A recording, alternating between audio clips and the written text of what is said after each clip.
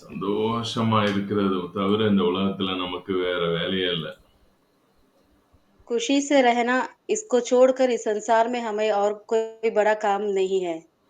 ஏனென்றால் வானத்தையும் பூமியையும் சிருஷ்டித்தவருடைய பிள்ளையாக இருப்பதை விட பெரிய சந்தோஷம் வேற என்ன இருக்க முடியும்? क्योंकि आसमान और पृथ्वी का कर्ता जो उनके पुत्र बनकर हम इस संसार में जीते हैं, उससे बढ़ के और कुछ आनंदित की बात नहीं है। அ இந்த உலகத்திலேயே தேவாதி தேவன் வாசம் பண்ணுகிற வாசஸ்தலமே நான் தான் அப்படின்றத விட பெரிய சந்தோஷம் வேற என்ன இருக்க முடியும்? इस संसार में पिता परमेश्वर रहने का एक स्थान ही हम हैं। इससे बढ़ के कोई खुशी की बात नहीं हो सकती। அது எத்தனை கோடி குடுத்தாலும், எத்தனை பெரிய மாளிகையே கட்டி குடுத்தாலும், அதுக்கு இணையா வரவே வராது. அவருக்கு நான் தான் வாசஸ்தலம்ன்றத விட பெரிய சந்தோஷம் வேற என்ன இருக்க முடியும்?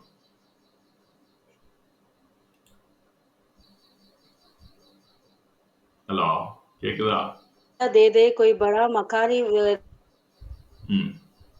से भी पिता परमेश्वर इसका बराबर तो नहीं, तुल्य नहीं हो सकता। ம். சாந்தி கொஞ்சம் சிக்னல் நல்லா வர இடத்துக்கு வந்துக்குமா? ம். புரியுதுங்களா? அதனால தேவனுடைய சாயலா இருப்பதை விட வேற என்ன பெரிய சந்தோஷமா இருக்க முடியும்? हम परमेश्वर का साया बनकर रहते हैं, उससे बढ़कर और कोई खुशी होने की बात ही नहीं है। தேவனுடைய சாயலே நமக்குள்ள தான் இருக்குது. நான் தான் தேவ சாயல பெற்றிருக்கிறேன்றத விட பெரிய சந்தோஷம் வேற என்ன உங்களுக்கு வேணும்? मैं परमेश्वर का अपने उनके स्वरूप में हूँ, उनके छाया बनकर रहता हूँ। इससे बढ़ के कोई आनंदित की बात नहीं हो सकता। ஆனா இது எல்லாமே நமக்கு பெரிய பெரிய விஷயங்கள் நம்மகிட்ட இருந்தும் கூட, ஆனா நம்ம இருதயம் பார்த்தீங்கன்னா, சின்ன சின்ன விஷயத்துக்கெல்லாம் ஏங்கி கவலைப்பட்டுட்டு இருக்கோம்.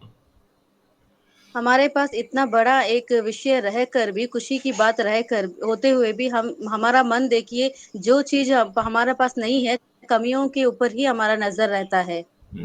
ஸோ நீங்க எல்லாவற்றையும் மேல பெரிய பெரிய ஆசீர்வாதங்களையும், பெரிய பெரிய ஏன்னா வானத்திலயும், பூமியிலயும் எங்கேயுமே யாருக்கும் கிடைக்காத பெரிய சொத்த உங்ககிட்ட வச்சுக்கிட்டு கூட, இந்த பூமியில இருக்கக்கூடிய சின்ன சின்ன விஷயங்களை எடுத்து மண்டையில வச்சு குழம்பி, கவலைப்பட்டு, அதுக்காக அப்படியே ரொம்ப யோசனை பண்ணிக்கிட்டு, அப்படியே வாழ்ந்துகிட்டு இருக்கோம் பாருங்க. அதுதான் மாயைக்குள்ள சிக்கிட்டு இருக்கிறோம்னு அர்த்தம்.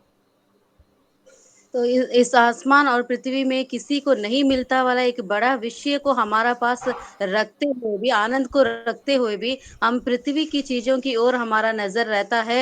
जो चीज़ हमारा पास नहीं है, उसको सोचते हुए हम दुःख होकर रहते हैं। நம்ம கண்ணாடிய பார்த்துட்டு, ஐயோ பாரு நான் கருப்பா இருக்கேன் பாரேன். ஐயோ பாரு அந்த அந்த அந்த ஆக்டர பாரு எவ்வளவு அழகா இருக்காங்க. இந்த ஆக்டர பார்த்து இவங்க எவ்வளவு அழகா இருக்காங்க. அந்த நடிகை, அந்த நடிகர பார்த்துக்கிட்டு அவங்களுடைய பியூட்டில மயங்கிக்கிட்டு நம்ம மனதை எப்படியெல்லாம் விட்டுட்டு இருக்கோம் பாருங்க. ஆனா கொஞ்சம் கூட எதை யோசிக்கிறது இல்லைன்னா, தேவன் சொல்றாரு, நீ ஏன் சாயலா இருக்கிறன்னு சொல்றாரு. அதை நினைச்சு என்னைக்குமே நான் தேவ சாயல்ல இருக்கிறேன் அப்படின்னு பூரிச்சதே இல்லை பாருங்க நம்ம. तो हम अपना आईना के सामने खड़ा होते हुए हम यह सोचते हैं कि देखो मैं कितना काला हूँ, वो एक्टर को देखो वो कितना सुंदर है और कितना रंग उनका गोरा है। इस प्रकार सोचते हुए हम चिंतित करते रहते हैं दिल में, लेकिन हम परमेश्वर का स्वरूप क्या है, ये कितना बड़ा विषय है, इसको लेकर हम आनंदित ही नहीं होते। தேவன் உங்கள பார்த்து சொல்றாரு, நீ ஏன் சாயல்ல இருக்கிறன்னு சொல்றாரு. அவருடைய சாயல்ல நான் இருக்கிறேனேன்றது என்னைக்குமே நம்ம மனசுக்கு ஒரு பெரிய சந்தோஷத்தை கொடுக்கிற ஒரு விஷயமா நம்ம உணர்றதே இல்ல. तो परमेश्वर हमें देखकर कहता है कि तू मेरा स्वरूप का बना हुआ है। ये बात जो है हम अपने दिल से हम ग्रहण नहीं करते हैं, इसको सोचते हुए हम खुशी भी नहीं लेते। ஒண்ண மட்டும் நீங்க மனசுல வச்சுக்கங்க. நீங்க எவ்வளவுதான் நகை போட்டாலும், நீங்க எவ்வளவுதான் பவுடர் அடிச்சாலும், நீங்க எவ்வளவுதான் கிரீம வாங்கி போட்டுக்கலாம், ஒண்ண மனசுல வச்சுக்கங்க. நீங்க அழகுன்றது உங்க சாயல்லயே இருக்குது. चाहे आप कितना भी सोना गहना लेकर पहन लीजिए, कितना भी क्रीम लगाइए, पाउडर लगाइए, लेकिन आपका सुंदरता जो है परमेश्वर का स्वरूप है ना, वही हम उसी पर है। அந்த சாயல்லயே அந்த அழகு இருக்கு. அந்த அழக என்னைக்கு நம்ம ரசிக்க ஆரம்பிக்கிறோமோ, நம்ம சாயல்லயே இருக்கிற அழக நம்ம என்னைக்கு ரசிக்க, ருசிக்க ஆரம்பிக்கிறோமோ, அன்னைக்கு தான் நீங்க வந்து உண்மையாகவே உங்கள யாருன்னு நீங்க புரிய ஆரம்பிக்கிறீங்கன்னு அர்த்தம். तो उनके स्वरूप में जो सुंदरता है, उसको जब हम चख कर देखेंगे, उसकी सुंदरता को हम जब गौर से देखेंगे ना, तभी हम अपना हम लोग कितने सुंदर है, वो बात आपको समझ आएगी। ம். அழகு அப்படிங்கிறதெல்லாம் வந்து மனிதன் வச்சுக்கிட்டது தானே தவிர, அழகுன்ற ஒண்ணு நிரந்தரமானது எங்கேயுமே கிடையாது. அவங்களுக்கு எது பிடிக்குமோ அதான் அழகு. सुंदरता जो है, ये विषय को मनुष्य ही ने बनाया है, लेकिन सारे चीज में जो है सुंदरता है। தெரியல காலையில இத ஏன் சொல்லிட்டு இருக்கிறேன்னு. உங்கள்ல யாரோ ரொம்ப கவலைப்பட்டுட்டு இருக்கீங்கன்னு நெனைக்கிறேன். அ ஐயோ! நான் ரொம்ப அழகா இல்லையோ!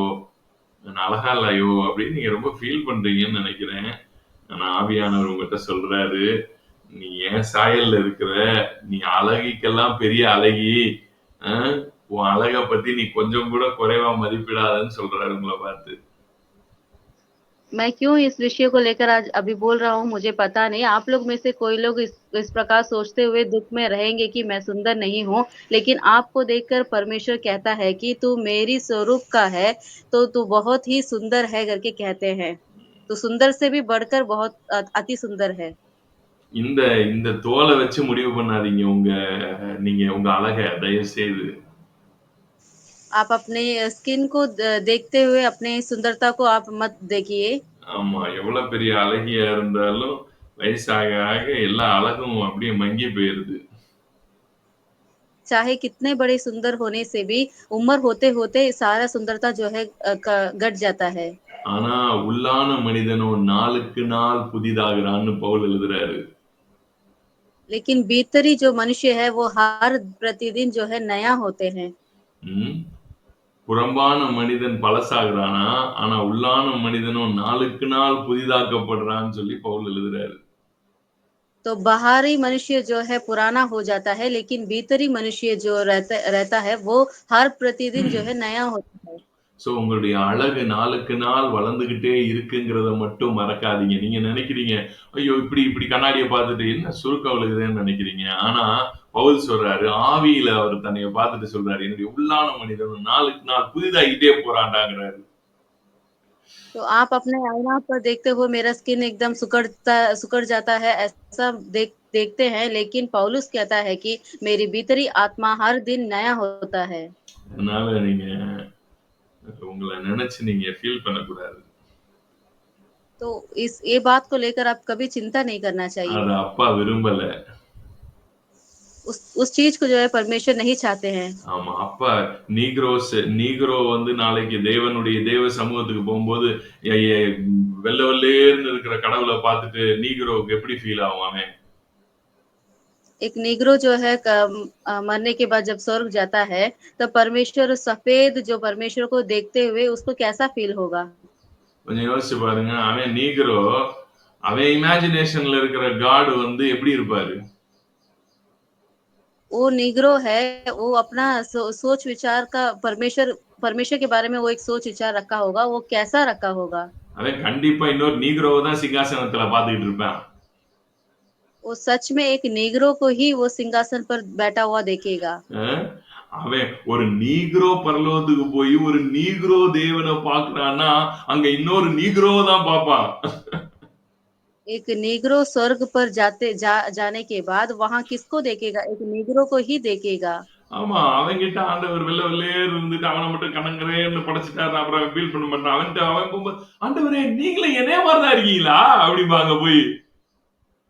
तो वहाँ पर जाके नीग्रो जब खड़ा रहेगा तो वहाँ परमेश्वर अपने आप को सफ़ेद रंग पर जाकर नहीं दिखाएगा, वहाँ उसके सामने नीग्रो का रंग में ही जाकर खड़ा होगा। तो नीग्रो वाला सोचेगा कि परमेश्वर तू भी आप भी मेरे जैसा मेरे समान ही है क्या? அப்புறம் ஏன் இந்த படத்துல எல்லாம் போடுறவங்க பூரா அவங்கள வெள்ள வெள்ளேர்ன்னே போட்டாங்களே! நான் கூட அத நெனச்சு ரொம்ப ஒரு மாரி ஃபீல் பண்ணிட்டேன். ஐயோ! நம்ம இவ்வளவு கருப்பா இருப்போம். கடவுள் அவ்வளவு வெள்ளையா இருக்காரேன்னு நெனச்சு நான் ஃபீல் பண்ணிட்டேனே! அப்படின்னுவா.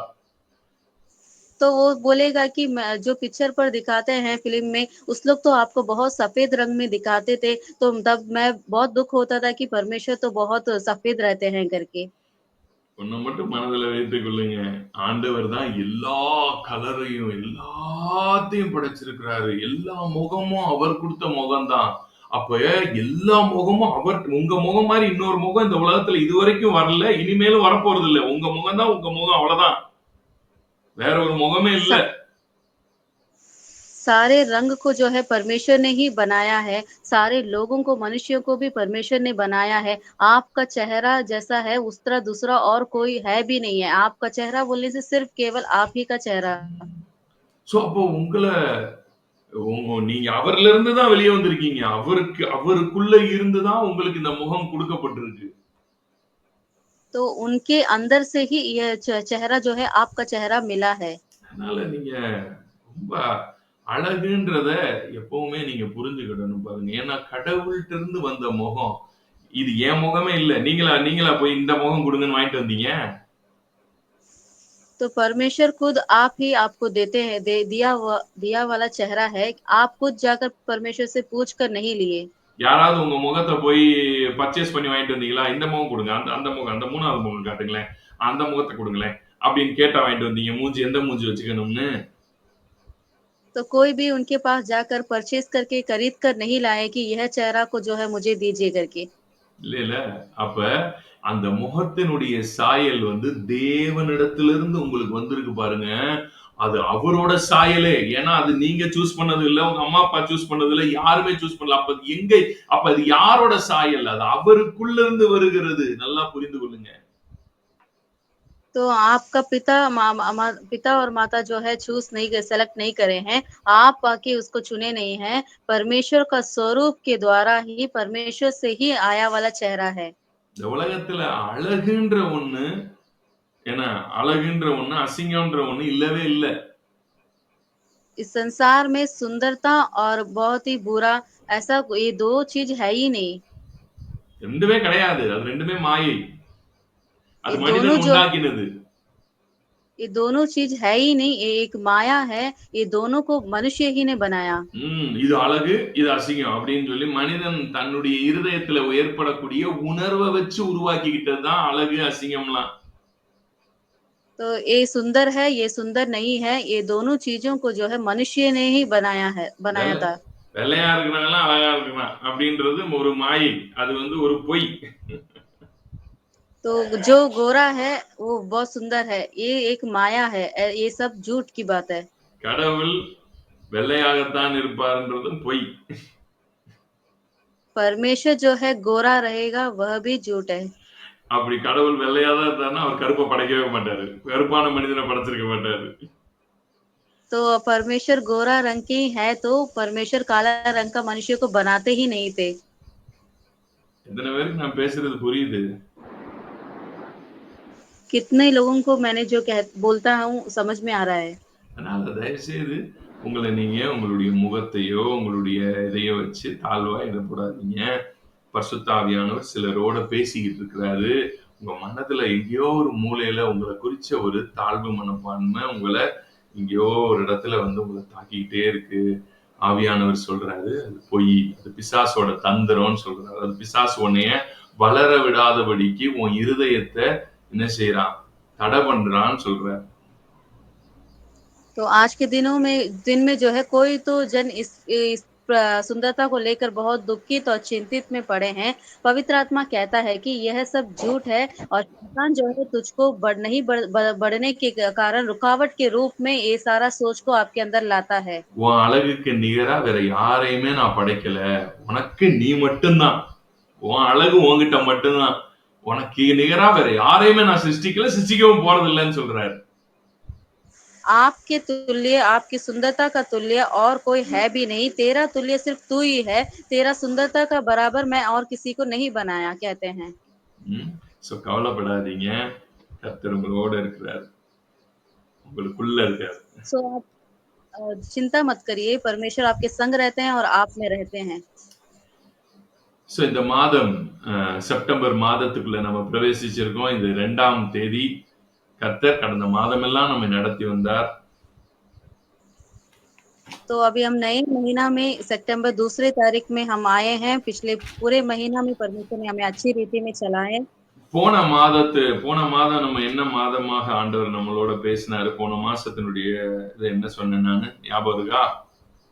மந்த் ஆஃப் पिछले महीना में मैंने क्या कहा था, वो मंथ कैसा रहेगा, किसी को भी वो वादा वचन याद है क्या? மந்த் ஆஃப் அபெண்டன்ஸ், ஆகஸ்ட் மாதம் மந்த் ஆஃப் அபெண்டன்ஸ் ஆக நான் உங்களுக்கு சொல்லியிருந்தேன். अगस्त की महीना जो है वो अपरंपार आशीष का महीना रहेगा करके मैंने कहा था। இந்த மாதம் month of authority and power. இந்த மாதம் ம், यह महीना जो है अधिकार और सामर्थ्य की महीना है। இந்த மாதம் நீங்கள் அதிகாரத்தையும் வல்லமையையும் அறிகிற அறிவினால் நிறையவும் அதிகாரம் வல்லமையிலே வாழவும் கற்றுக்கொள்ளுகிற ஒரு மாதமாக இருக்கும். और यह महीना जो है अधिकार और सामर्थ्य के बारे में कि ज्ञान को आप पाएंगे और उसी प्रकार जीने के लिए ये महीना हेल्प करेगा। Month of authority and power. லூக்கா எழுதின சுவிசேஷம் 9ஆம் அதிகாரம் 1வது வசனம். லூக்கா 9ஆம் அதிகாரம் 1வது வசனம். அவர் தம்முடைய 12 சீஷர்களையும் வரவழைத்து சகல பிசாசுகளை துரத்தவும் வியாதிகளை குணமாக்கவும் அவர்களுக்கு வல்லமையும் அதிகாரமும் கொடுத்தார். லூக்கா 9:9 9:1மா 9:1. Luke chapter 9 verse 1. लूका की 9वां अध्याय का पहला वचन, फिर उसने बाहरों को बुलाकर उन्हें सब दुष्ट आत्माओं और बीमारियों को दूर करने की सामर्थ और अधिकार दिया। இந்த மாதம் அதிகாரம் வல்லமையின் மாதமாக இருக்கும். तो यह महीना जो है अधिकार और सामर्थ की महीना होगा। இந்த அதிகாரம் என்றால் என்ன, வல்லமை என்றால் என்ன? तो ये अधिकार बोलने से क्या होता है और सामर्थ बोलने से क्या होता है? இத நீங்க இந்த மாதம் இத பத்தி நீங்க தெரிஞ்சு கொள்வீங்க. तो इस महीना में इसके बारे में आप जान पाएंगे। நமக்கு இன்னும் ஒரு 10 நிமிஷம் இருக்குது. அதுல நான் உங்களுக்கு சுருக்கமா ஒரு இன்ட்ரோடக்ஷன் நான் இப்ப கொடுக்கிறேன். और हमारे पास 10 मिनट है, तो छोटा सा मैं इसके बारे में इंट्रोडक्शन बता दूंगा। வல்லமை என்று சொல்லப்பட்டிருக்கிற அந்த வார்த்தைக்கு கிரேக்க பதம், முழு புதிய ஏற்பாடும் கிரேக்க மொழியில தான் எழுதப்பட்டிருக்கிறது. கிரேக்க பதத்தில் உபயோகப்படுத்தப்பட்டிருக்கிற வார்த்தை டுனாமிஸ், டைனமிஸ், டைனமிக் அப்படின்ற வேர்டு. सामर्थ इस वर्ड को जो है ग्रीक में कहते हैं डिनामिक समझते हैं। डोनामिस, डोनामिस, डोनामिस कहते हैं सामर्थ की वर्ड को। சரிங்களா? இந்த இடத்துல அங்க பயன்படுத்தப்பட்டிருக்கிற வார்த்தை, கிரேக்க வார்த்தை என்னன்னா डोनामिस. तो सामर्थ को ग्रीक की पद में लिखा हुआ है, ग्रीक की लैंग्वेज में लिखा है डोनामिस। டைனமைட் அப்படின்ற வார்த்தை வந்து இதெல்லாம் ஒரே கோர்வையான வார்த்தைகள். சரிங்களா? ஆண்டவர் உங்களுக்கு டுனாமிஸ கொடுக்கிறார், வல்லமையை கொடுக்கிறார். तो परमेश्वर आपको डुनामिस को देते हैं, सामर्थ को देते हैं। தேவனுடைய பிள்ளைகள், அதாவது இயேசு கிறிஸ்துவை ஏற்றுக்கொண்டவர்கள் என்று சொன்னாலே அவர்கள் வல்லமை பெற்றவர்கள். तो यीशु मसीह के बच्चे लोग, जब यीशु मसीह को जब हम ग्रहण कर लेते हैं तो उस लोग सामर्थ पाए वाले बच्चे होते हैं। நீங்க இன்னமும் வல்லமை, அதாவது டுனாமிஸ் நீங்க இன்னும் பெறாம இருக்கிறீங்க. நீங்க ஃபர்ஸ்ட் எனக்கு இந்த டுனாமிஸ் பத்தி தெரியல, எனக்கு டுனாமிஸ் எல்லாம் எனக்கு அதெல்லாம் தெரியாது. நான் சர்ச்சுக்கு போறேன், வரேன், ஜெபம் பண்றேன், பாஸ்டர் கிட்ட போய் ஜெபம் பண்ணிக்குவேன். டுனாமிஸ்லாம் அவர்கிட்ட தான் இருக்கும். நாங்க வந்து அவர்கிட்ட போயிட்டு அப்படியே ஜெபம் பண்ணிக்கிடுவோம், அப்படி தலையை கொடுப்போம், அவர் தலைமையில கை வச்சா எங்களுக்கு டுனாமிஸ், அவர் தான் டுனாமிஸ் வச்சிருக்காரு அப்படின்னு நீங்க நினைச்சீங்கன்னா நீங்க தப்பான புரிதல் இருக்கீங்கன்னு அர்த்தம். तो पास्टर, मैं तो डुनामिस को नहीं पाया हूँ। मैं चर्च जाता हूँ, मैं प्रार्थना करता हूँ और कुछ कमजोरी कुछ होने से मैं पास्टर से जाकर प्रार्थना करवा लेता हूँ, क्योंकि पास्टर जो है सामर्थ को पाए हैं। ஆனால் நன்றாக புரிந்து கொள்ளுங்கள், புதிய ஏற்பாட்டிலே என்றைக்கு ஆண்டவராகிய இயேசு கிறிஸ்து உங்களுக்காக மரித்து உயிரோடு எழுந்தாரோ, என்றைக்கு நீங்கள் அவரை விசுவாசித்தீர்களோ, உங்கள் விசுவாசத்தின் மூலமாக நீங்கள் டுனாமிஸை பெறுகிறீர்கள். लेकिन नए नियम में जो है, जब यीशु मसीह को आप जब ग्रहण करते हैं, तभी आप जो है परमेश्वर का डुनामिस को पा लिए हैं विश्वास के द्वारा। உங்களுக்குள்ள வல்லமை என்று சொல்லப்படுகிற ஒன்று கொடுக்கப்பட்டிருக்கிறது.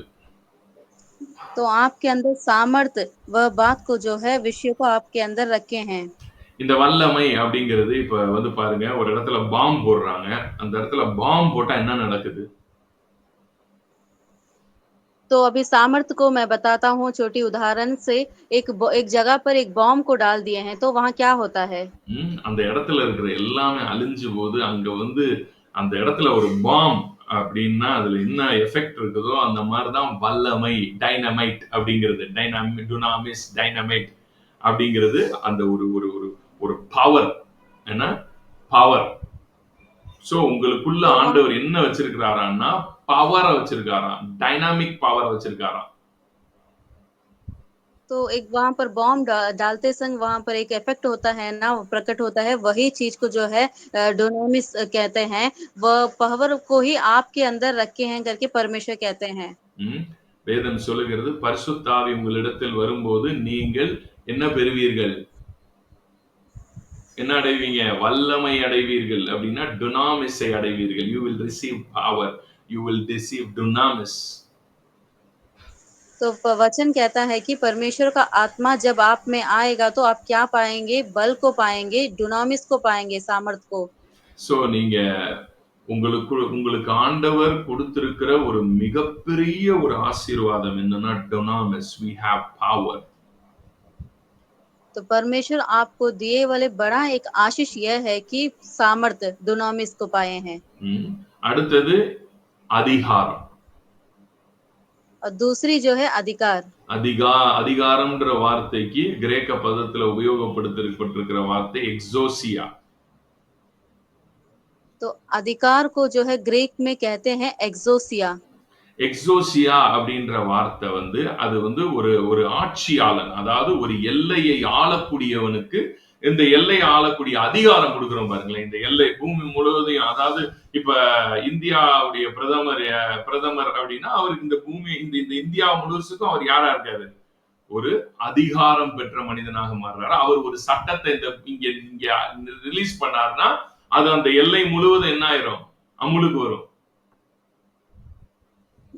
तो एक्सोसिया बोलने से एक सीमा के अंदर राज्य को करना।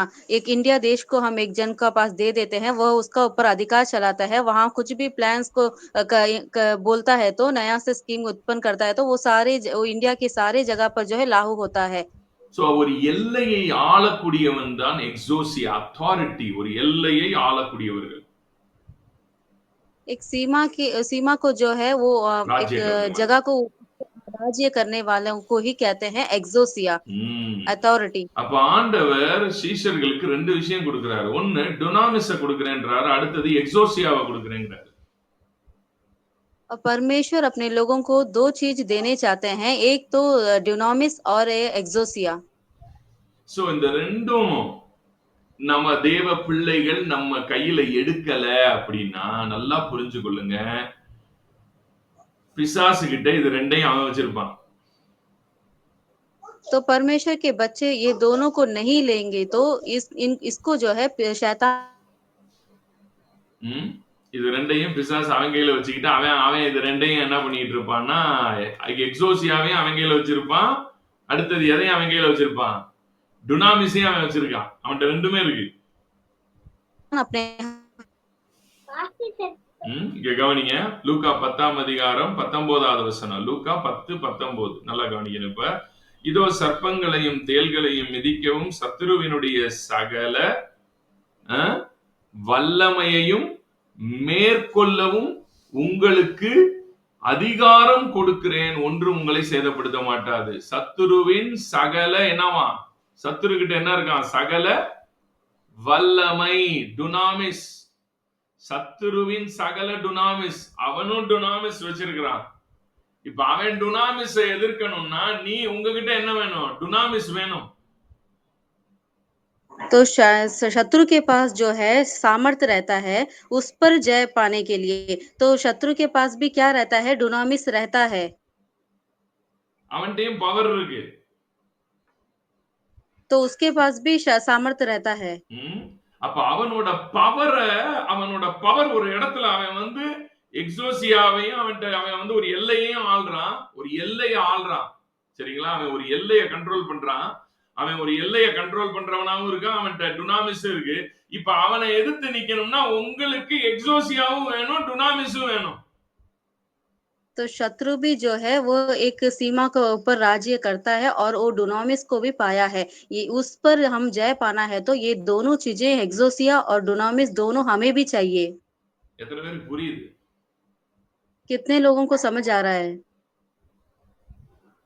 இந்த எக்ஸோசியா டுனாமிஸ் இல்லாததுனால தான், இந்த எக்ஸோசியா டுனாமிஸ பத்தின சரியான அறிவு இல்லாததுனால தான், நீங்க ஆண்டவருக்குள்ள வந்த பிறகுமே பார்த்தீங்கன்னா, என்னமோ ஒரு சாதாரண ஆள் மாரி வாழ்ந்துகிட்டு இருக்கீங்க. நீங்க ஒரு எல்லையில இருக்கிறீங்கன்னா, அந்த எல்லையின் ராஜா சொல்லப்போனா எல்லச்சாமியே நீதான் அப்படின்னு சொல்லணும் உங்கள பார்த்து. எல்லச்சாமியே அப்படின்னு கூப்பிடணும் உங்கள. ஏன்னா எக்ஸோசியாவ வச்சிருக்கிறோம்.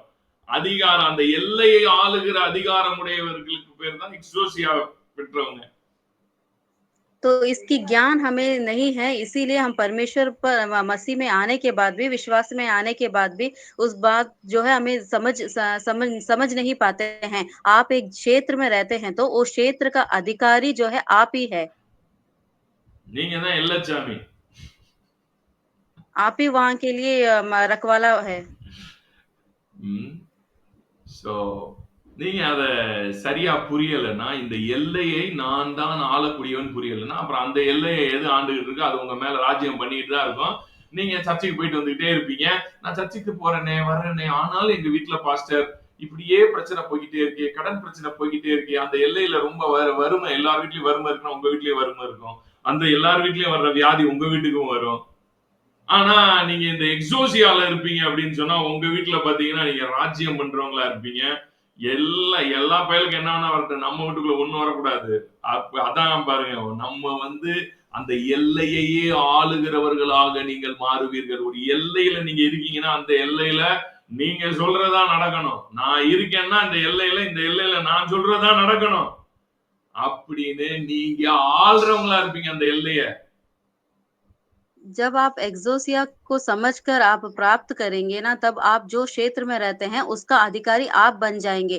अगर उसकी समझ, ज्ञान आपके अंदर नहीं रहेंगे, तो आप अभी भी वही समस्या को फेस करते रहेंगे, जो आके बारे ल बा ब चारों तरफ जितने लोगों के फैमिली में, परिवार में जो प्रॉब्लम आता है, वो प्रॉब्लम आप में भी आएगा। जो उधार कर्जा में रहते हैं, वह चीज़ आपके परिवार में भी रहेगा। लेकिन जब आप एक्सोसिया बन जाएँगे, उसको ग्रहण कर लेंगे, तो आप अपने परिवार में और आपके क्षेत्र के राज्य करेंगे। சரிங்களா? சோ இந்த எக்ஸோசியாவையும் ஆண்டவர் நமக்கு எக்ஸோசியாவையும் தரேங்கிறாரு. அடுத்தது என்ன தரேங்கிறாரு? டுனாமிஸையும் தரேங்கிறாரு. ஏன்னா பிசாசு டுனாமிஸ் வச்சிருக்கிறான்.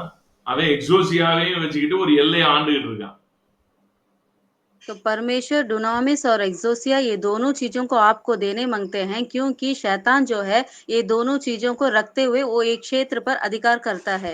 இப்ப நீங்க நினைக்கலாம், ஆண்டவர் வந்துட்டாரு, அவர் தான் ரத்தம் சிந்தின பிறகு எல்லா ஆளுகையும் அவர் எடுத்துட்டாரு, அவரு தான் ஆளுவாரு. அவர் சொல்றார், நான்லாம் ஆள மாட்டேன். நான் பரலோகத்துல பிதாவின் வலது பாரிசத்துல இருக்கேன். நீ தான் பூமியில இருக்கிற. இப்ப நீ தான் எக்ஸோசியாவை ஆக்டிவேட் பண்ணக்கூடிய இடத்துல நீங்க தான் இருக்கீங்க. இப்ப எக்ஸோசியாவை तो அவர் சொல்றாரு, நான் இங்க இருந்து நீ அங்க இருந்து 2 பேரும் சேர்ந்து ஆளுவோம். இந்த பூமியிலே நீங்கள் கட்டுகிறது எதுவோ அது பரலோகத்திலே கட்டப்படும். நீங்கள் இந்த பூமியில அவிழ்க்கிறது எதுவோ அது பரலோகத்திலே கட்டவிழ்க்கப்படும். சோ எக்ஸோசியா நீ ஆக்டிவேட் பண்ணக்கூடிய இடத்துல இப்ப நான் ஒன்ன வைக்கிறேன் இந்த பூமியிலன்னு சொன்னாரு சபைய.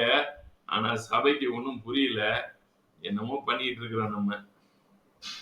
तो हम ये सोचते हैं कि यीशु मसीह जो है मृत्यु से जयवंत होकर वह राज्य को अधिकार चलाएंगे करके, लेकिन ऐसा नहीं है। यीशु मसीह जो है परलोक राज्य में रहते हैं, पिता की दाहिने साइड में बैठे हुए हैं। वह यीशु मसीह कहते हैं कि तुमको जो है अधिकार चलाने का, एक्सोशिया का जो पावर हम आपको, आप मनुष्य को दे दिया है। तो इस संसार पर, पृथ्वी पर रहकर जो करेगा ना, वो जो हम बंधन को हम यहाँ पर बांधेंगे, वो वहाँ परलोक राज्य में बांधा जाएगा। जो यहाँ पर हम खोलेंगे, वह चीज स्वर्ग में भी खोला जाएगा। எத்தனை பேருக்கு நல்லா புரிஞ்சுது? कितने लोगों को समझ आ रहा है? So நீங்க எக்ஸோசியாவை கையில எடுக்கலன்னா, நம்ம தேவ பிள்ளைகள் எக்ஸோசியாவை கையில எடுக்கல. நீங்க யாருக்கும் அடிமையா வாழ்ந்துகிட்டு தான் இருப்பீங்க நீங்க. நீங்க நெனச்சுக்கிட்டு இருப்பீங்க, நான் சர்ச்சுக்கு போறேன், வரேன், நான் ஆண்டவர் பிள்ளை, நான் வாக்குத்தத்தங்கள அறிக்கை செய்றேன். என்ன வாக்குத்தத்தத்த வேணா அறிக்கை செஞ்சுக்க. நீ எப்ப வரைக்கும் எக்ஸோசியாவ ஆக்டிவேட் பண்ணி, எக்ஸோசியாவா நான் இருக்கேங்கன்ற இடத்துக்கு நீங்க வரலன்னா, பிரயோஜனம் இல்ல. கர்த்தர் உங்கள ஆசீர்வதிப்பார். நாளைக்கு சந்திப்போம். आप आके वो एक्सोशिया को पाने का स्टेट में हम आना चाहिए, नहीं होने से आप मैं कलीसिया जाता हूँ, वादा वचन को कहता हूँ, ये सारे बोलते हुए आप बैठे रहेंगे, बोलकर बैठ सकते हैं, लेकिन उसको प्राप्त नहीं कर सकेंगे, जब तक आप एक्सोसिया को एक्टिव नहीं करते। கர்த்தர் உங்களை ஆசீர்வதிப்பார். Have a nice day. God bless you. परमेश्वर आपको आशीष करेंगे। God bless you.